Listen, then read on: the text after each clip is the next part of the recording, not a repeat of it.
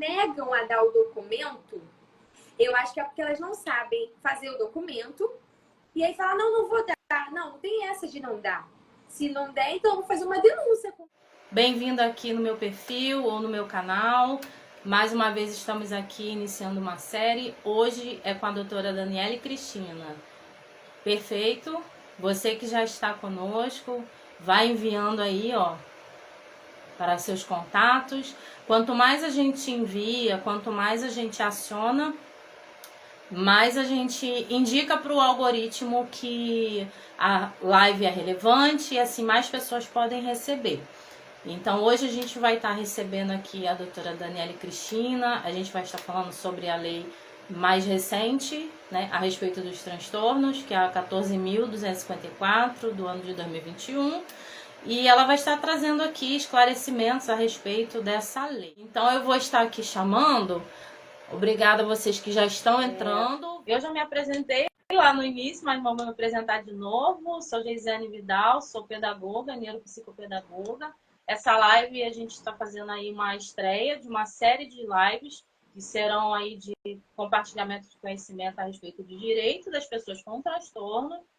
E hoje é uma estreia apenas, né, bem superficial sobre a Lei 14.254 do ano de 2021, que é a mais recente. Ela é mais focada a respeito do acompanhamento escolar, mas tem outras leis, a doutora Daniele pode confirmar, e depois ela estará trazendo aí em outras lives. Doutora Daniele, poderia estar se apresentando aí para quem não conhece? Olá, um bom dia para vocês. Desde já um bom sábado aí, né?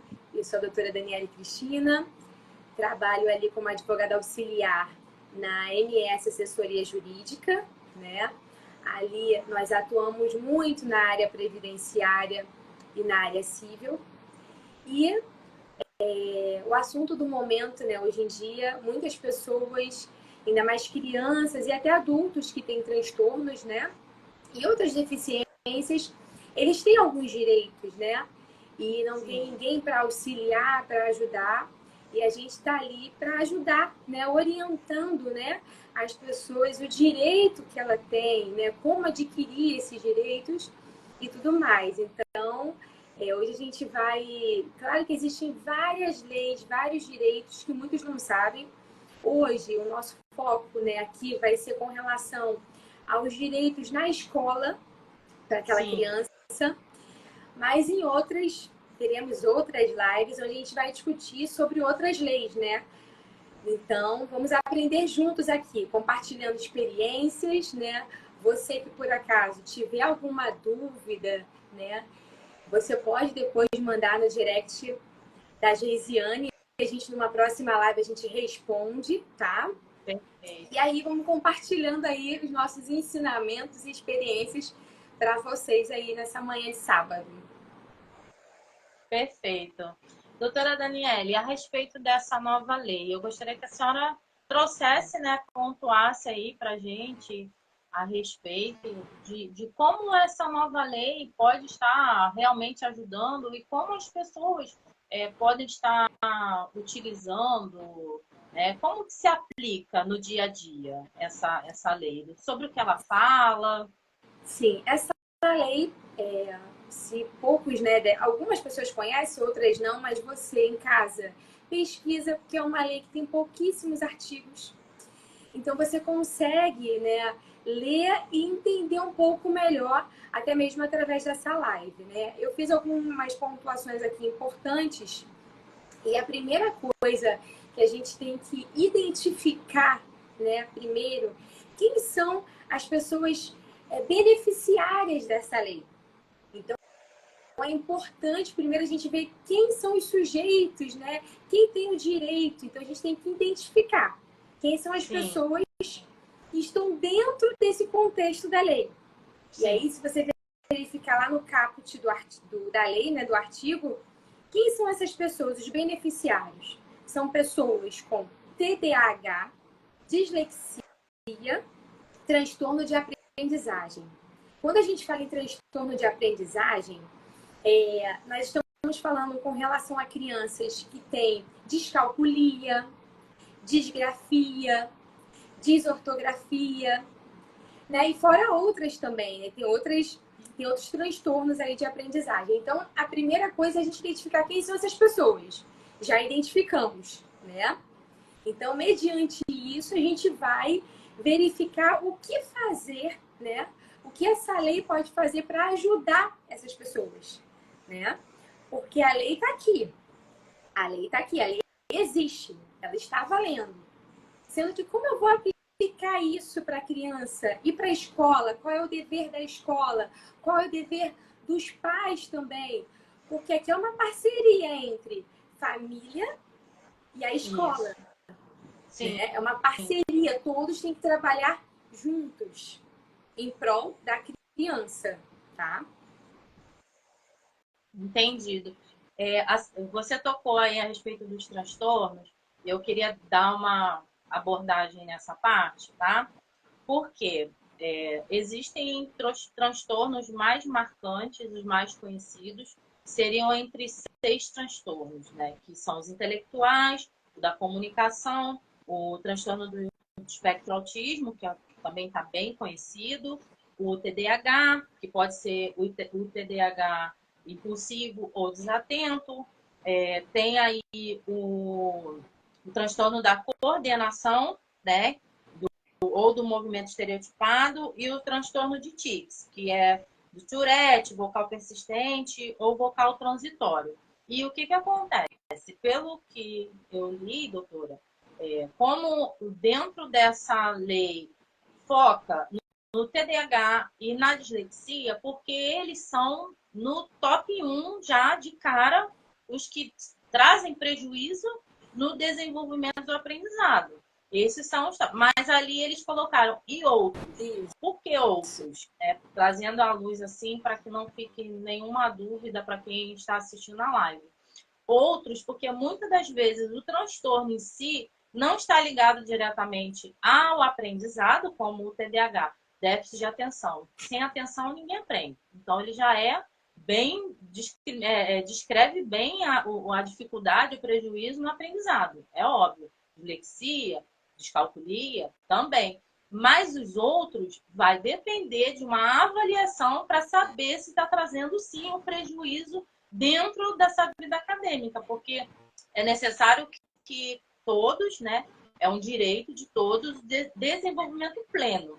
E esse desenvolvimento pleno inclui para que, por exemplo, na escola, essa criança tenha ali uma capacidade, mas desde que traga prejuízo no aprendizado, outros transtornos também estão ligados a essa lei, correto? Correto. E, na verdade, eu pontuei esses 3 porque essa semana, inclusive, eu tive uma pergunta na porta da escola do meu filho com relação a isso. E a pessoa não sabia. Sim. Ela, meu filho, ele tem... O psicólogo, né, o profissional falou que ele tem questão com disgrafia e tudo mais. Eu falei, então calma aí. Não se desespera. Calma, né? Então eu falei, não, isso também é um transtorno e tem gente que não sabe. Então por isso que eu foquei esses 3, porque aí tem Sim. mães, pais, avós que não sabem, que vê essa dificuldade que a criança tem, às vezes, na escrita, no cálculo, em alguma coisa assim, e não sabe. Fala, ah, não, isso é normal. Não, não é normal. Você tem que verificar as dificuldades da criança e procurar um profissional que possa auxiliar. Não achar que tudo é normal, porque lá na frente isso pode causar um prejuízo caso a criança não tenha o tratamento adequado.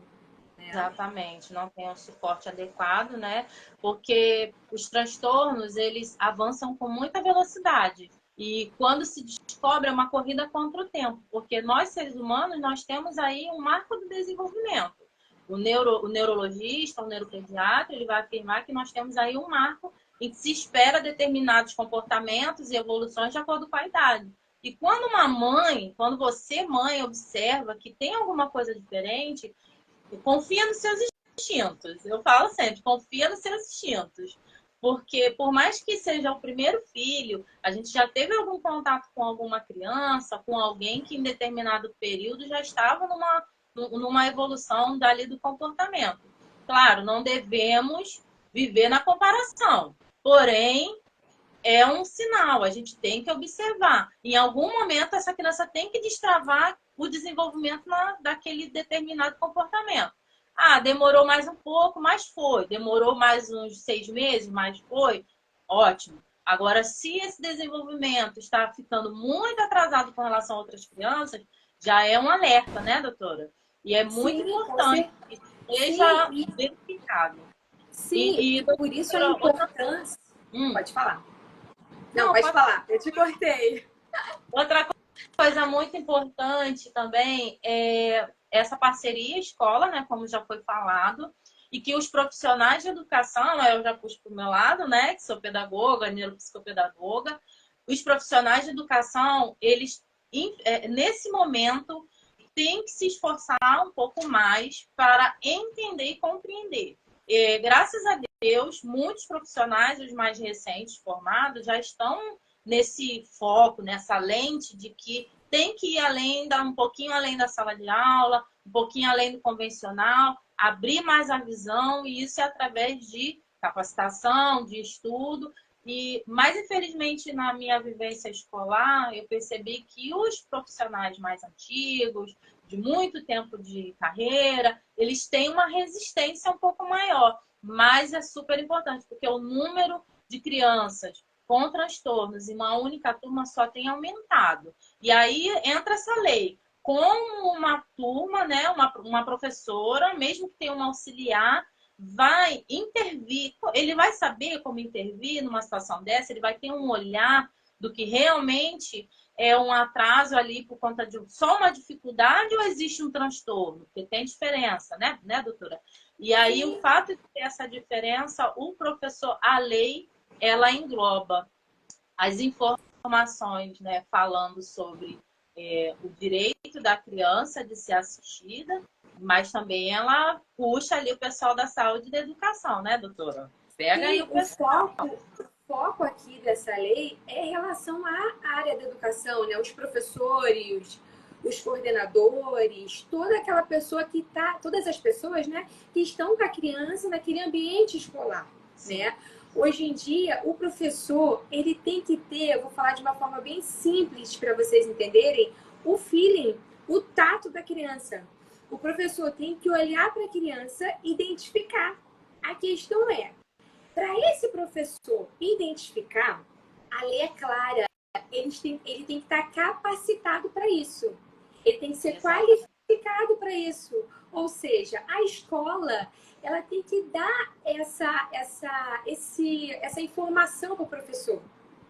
Às vezes o professor ele até tem a boa vontade, porém ele não sabe identificar. Por quê? Porque a escola não deu esse suporte. A escola ela tem que capacitar os professores. Hoje em dia está muito diferente do passado, né? Eu costumo dizer que, na verdade, foi até um profissional que me falou isso, falou, Daniele, TDAH sempre existiu, dislexia sempre existiu. O problema é que antigamente era visto de uma outra maneira. Antigamente a gente falava assim, global desenvolvimento, tudo num lugar só. Isso mesmo. E hoje em dia, assim, o profissional ele tem que procurar também a aprender a cada dia. Você não nasce sabendo. Então, o professor, o auxiliar, o coordenador de escola, todos ali têm que ser qualificados para isso. Ele tem que entender, identificar, olhar para a criança com um olhar diferenciado. As crianças não são iguais. Nós não somos iguais. Cada um é diferente.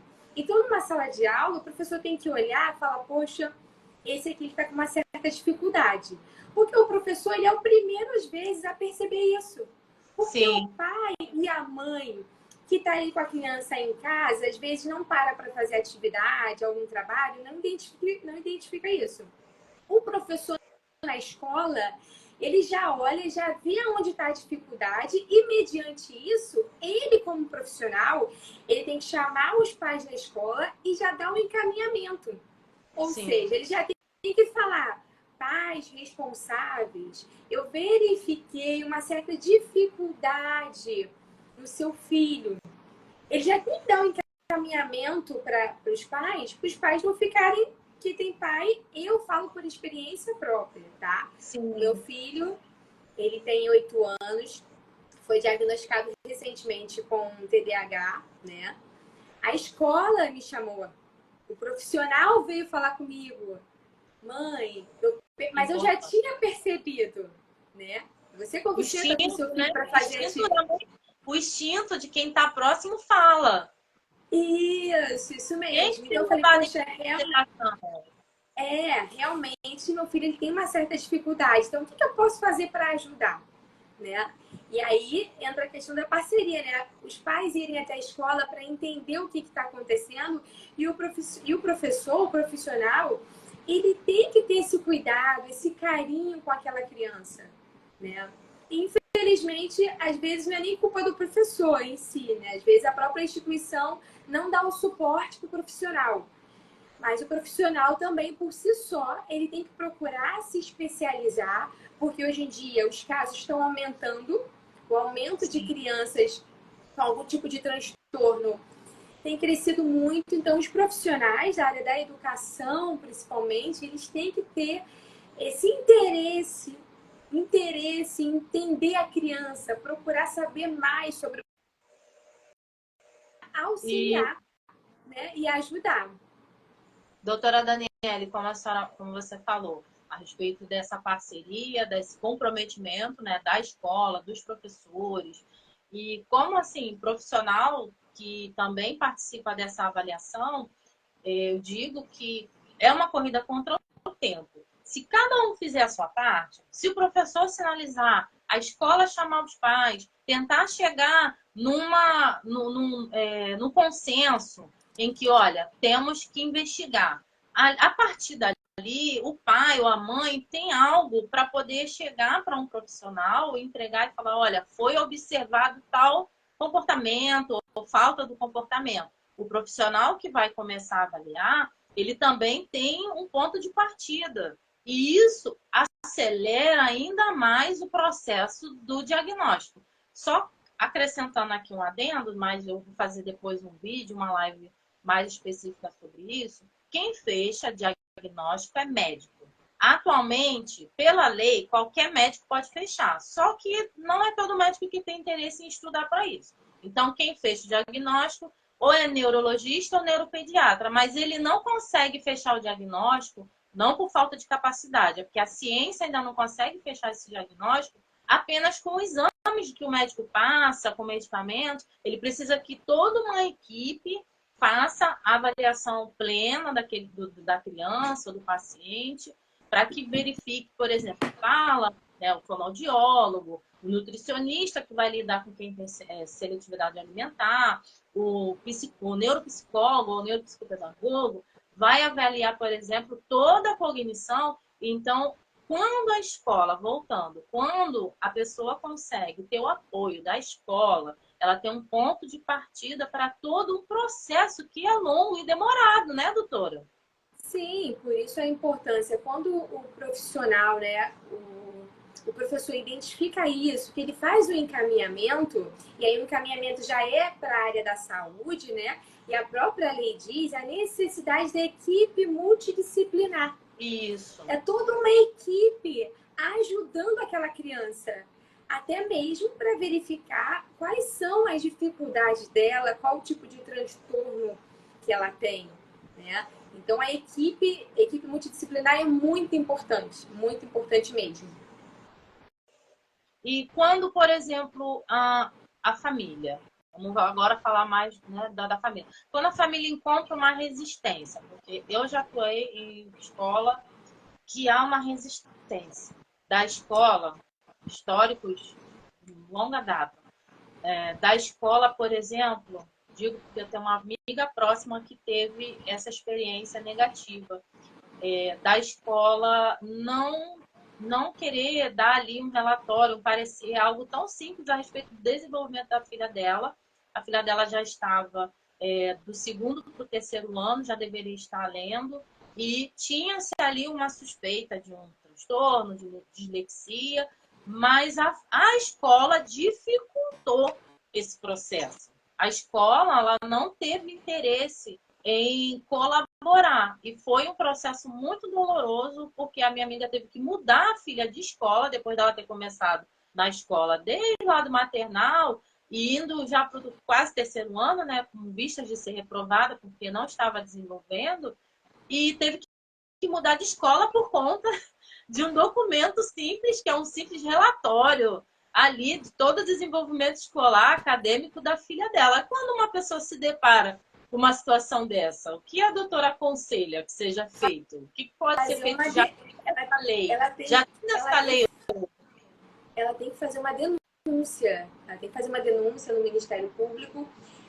Até porque isso também aconteceu comigo. Na verdade, a escola ela não sabia fazer o relatório. Olha que coisa.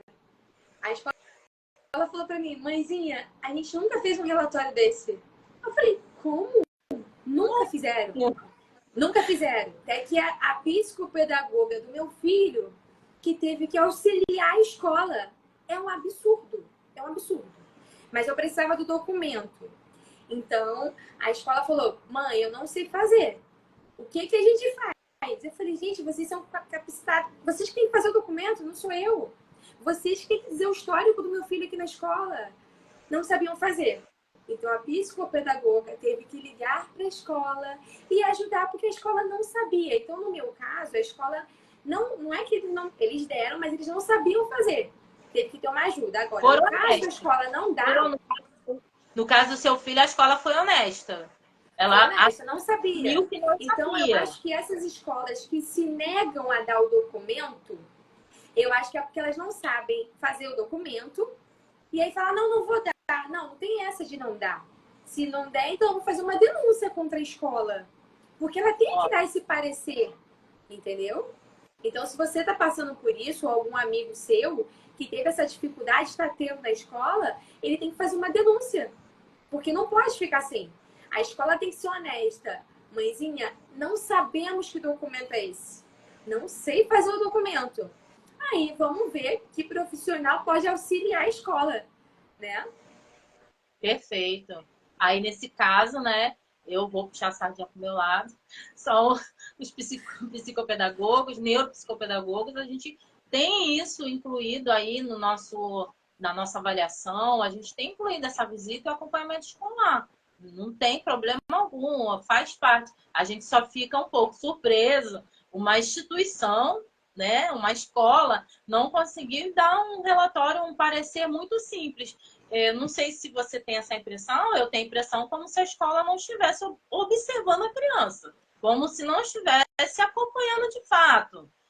A criança está naquela educação passiva, joga coisa no quadro e vamos embora. Não está tendo... Isso a importância de você ter os profissionais, né? Como psicopedagogo na escola, tem escolas que tem, né? Graças a Deus agora eu fui sortuda. Achei uma escola que tem toda uma equipe que acompanha o desenvolvimento do meu filho e eu também como mãe também tenho os profissionais por fora da escola que auxilia ele, né? Então a importância da escola ter um profissional para isso, para identificar, né? E ajudar a escola como preparar esses relatórios e tudo mais, tá? Mas uma coisa importante é que às vezes o pai não basta apenas, querido, chegar na escola e falar, não. Meu filho tem isso, meu filho tem aquilo. Não. Você tem que... É importante também a importância de um laudo médico. Tem gente que não está dando muita importância. É muito importante porque a escola, ela até mesmo para ela fazer qualquer prova adaptada para o seu filho, até mesmo o ensino, a forma de passar o conteúdo para a criança, é importantíssimo que o médico do seu filho ajude a escola nesse ponto, tá bom? A escola tem os deveres e as obrigações e os pais também, juntamente com o médico, né, auxiliando a escola nisso, tá? Isso é verdade, porque os transtornos, tá? Principalmente os transtornos de aprendizagem, eles normalmente não trazem com ele uma carga assim tão expressiva de uma diferenciação de comportamento. Ele, às vezes, para quem não conhece, confunde-se com preguiça, com desleixo, porque, por exemplo, no TDAH, ele tem uma dificuldade imensa de organização. Então, eu cansei de ver aluno com a sua mochila e seu material o tempo todo no chão e você tá ali o tempo todo. Olha, a mochila tá no chão, o material jogado no chão. E isso pode ser algo que não está sendo ensinado de alguma forma, não está tendo uma certa atenção, ou pode ser do TDAH. Então, tem que ter uma avaliação especializada para que se identifique, tá? De acordo com todas, né, o protocolo, com todos os testes necessários, para que realmente se dê um laudo. O médico vai fechar. Realmente é um transtorno ou não, mãezinha, essa criança ela não tem exatamente um transtorno. Está precisando aí de uma intervenção mais firme, disciplinar, é outra questão, não é isso? Então, é necessário ter ali um acompanhamento, e o quanto antes, porque, como a gente está falando, tem que ser um trabalho em conjunto, mas a família tem que buscar. Mas a gente também reconhece, né, doutora Daniele, que existem muitos casos que as famílias não têm condição. Não tem. O SUS, ele acaba sendo muito difícil ter um acesso. Eu já perguntei, aqui onde eu moro, na Clínica da Família Próxima, como que está a demanda e a fila no SUS para atendimentos no neurologista. E a médica lá que fala comigo sempre comenta, olha, a fila é interminável, demora muito. E isso, para quem precisa de um laudo para ontem, é algo que é inconcebível. Então, com relação ao Sistema Único de Saúde, né, quem não tem condição de pagar no particular, porque a lei também prevê que a saúde também esteja junta de mão dada. Como que pode ser feito com relação a exames? Como que pode ser feito? Infelizmente, né, a gente tem a nossa rede de saúde pública é um pouco precária, né, com relação a isso. Eu tenho alguns casos, né, de pessoas que estão na fila, aguardando ser chamada e tudo mais. E muitas, né, às vezes no desespero, para não ter que ficar aguardando, acaba pagando pelo exame ou deixa para lá, né? A gente sabe que a saúde, né, a rede de saúde, ela é obrigada, né, a auxiliar, né, a ajudar a criança e toda a família, né? Infelizmente, mesmo você procurando até mesmo uma liminar judicial, às vezes, mesmo assim, o Estado não cumpre, não cumpre. Isso é ruim, né? Isso é muito ruim, porque às vezes não depende nem do advogado, que depende da gente, a gente faz, porém o Estado não está cumprindo com a sua obrigação, né? E a lei ela é clara com relação a isso, a questão da saúde, né, da criança, né? Então, a gente tem essa dificuldade, infelizmente, né, com relação a isso. Eu acho que às vezes depende também um pouco dos bairros, porque eu tenho conhecidos aqui que trabalham na clínica da família que até me falaram, né? Ah, Daniele, tal local é um pouco mais rápido. A questão é que você tem que ir na clínica da família do seu bairro, né? Ainda tem essa dificuldade. Você não pode trocar. Isso, para mim, é totalmente errado, né? Mas a gente não pode entrar muito nesse mérito, né? Porque acaba entrando num limbo, né? A família tem que estar em parceria com a escola, família, mas também depende, tudo isso depende do Sistema Único de Saúde ali, dos laudos, mas sem os laudos a escola não consegue avançar, a família não consegue ter resposta, resultado. Então, a gente ainda tem muitas barreiras aí que precisam, né, ser resolvidas. Fazer lei, a lei não foi, parece que tão difícil de ser feita, mas existem algumas lacunas, né? Algumas coisas que precisam ser resolvidas. Muitas, porque se você for ver no artigo 1º da lei, ela fala que o poder público ele tem que manter um programa. Não existe esse programa, no meu ponto de vista, entendeu? De repente, para alguns pode ser que exista, mas para mim não existe esse programa para criança. Não existe. Tem a lei, porém ela não está totalmente sendo cumprida, uma vez que o poder público não concede a questão da saúde, do auxílio, né, nesse ponto para a criança, né? Então, para mim, tem uma falha enorme aí, infelizmente, né, essas lacunas que tem na lei. E aí a gente tem que tentar ver uma forma de auxiliar essas famílias. Isso aí, doutora Daniele. E a senhora gostaria de fechar com mais alguma coisa, incluir alguma coisa? De forma resumida, né, a gente vê sobre a importância, né, da questão da família e da escola. Então, você que por acaso tem algum amigo, algum filho que tem essa dificuldade no aprendizado, entre outras questões, é importante você fazer o acompanhamento. Se você tem dúvidas, até mesmo jurídicas, com relação aos direitos da sua criança, é bom procurar um profissional que possa auxiliar, que possa ajudar, porque a escola ela tem o dever e as obrigações, mas a gente também, como profissional, se você já levou o seu filho em algum médico, seu filho ainda está em investigação, não tem o laudo fechado ainda, é importante o médico colocar isso no laudo médico para você levar até a escola, para a escola Sim. também poder seguir aquilo ali que o médico está dizendo, tá? Para que lá na frente o seu filho não venha ter prejuízos, Exato. tá? Sei que a gente falou de forma bem geral, né? A gente foi específicas em alguns pontos, mas se você tem dúvida, surgiu alguma dúvida ou algum caso que você tenha, você manda no direct da Geisiane, tá, Geisiane? Tudo bem. E aí a gente, numa próxima live, a gente responde as perguntas de forma bem sucinta, né? Sim. E teremos outras oportunidades para discutir sobre outros direitos dessas crianças. Sim, porque tem lei específica para o autista, por exemplo, né? Nós temos essa lei, ela é bem específica, também a gente vai estar trazendo. E, doutora Daniele, aonde a senhora atende? Onde a senhora pode ser localizada? Qual, né? Sua rede está aqui, mas fala aí com a gente. Quais são os contatos? Então,